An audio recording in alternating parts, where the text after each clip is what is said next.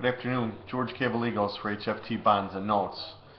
Took a little while to get going this morning. It was kind of odd the way the sell-off was progressing. We did see a little bit of selling last night. 10-years were holding that important support level at 132.24, 24 plus. That was the old lows from, oh Lord, a couple weeks ago now. And it looked like we were going to just try to chop around, 132.24 plus, 132.30. We bounced around in there, I think, 2 or 3 times, maybe more. And then sort of not right after the buyback was finished. Actually, I don't know, maybe in the next hour we started seeing the slow grind of selling pick up. We worked our way all the way down to 132.20 plus, and we're seeing a little bit of a bounce now. It's about, 45 minutes after the 2 p.m. pick closes. We're finally getting a little bit of a bounce. It was a tough trade. It was just grinding lower, and really, unless you got some shorts on once it took out 24 plus and covered at 20 plus, it was tough to squeeze a few ticks out of this market today. Figure we're going to bounce a little bit now. The Asian session, we have seen, some upside lately. The market was a little bit better bid last night. Again, it wasn't until London came in that we saw some selling that took it down, to the lows last night. I kind of think the same thing again. The hedge funds in London are long. I imagine we see some kind of a bounce into the Asian session, a retest of the lows, and probably some kind of a lower low off of the London hedge fund, trade early in our morning, and then another bounce. I'm kind of looking at certain levels, always are. Downside levels, the current lows, 132.20 plus and 146.13.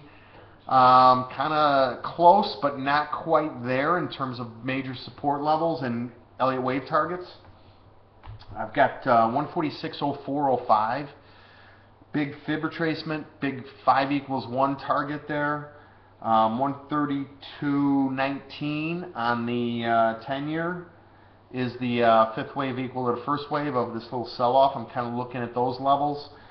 On the upside, it's pretty simple. Last night's highs, 147.08 in the bonds and 132.29.30 in the 10-year. So my favorite timing is, this is going to be tricky. We're kind of range trading, I think, here. We're looking for a bit of a bounce into Asian session hours. Try to put some kind of a short on and look for a sell-off into the 2 a.m. London session that'll make some kind of lower low and cover at that point and call it a night or a day or whatever you want. Tomorrow, Tuesday, the 3-year auction is the key there. I don't think the dealers want to see the market get destroyed, so I'm looking for some kind of a low after the London Open into the very early morning hours here in the States, and then some kind of a bounce, and hope that the 3-year doesn't go too poorly.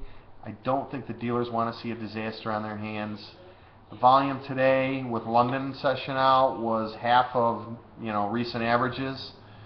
I don't want to get too bared up here. I do think we will see some lower prices going into the 10-year and 30-year auctions on Wednesday and Thursday.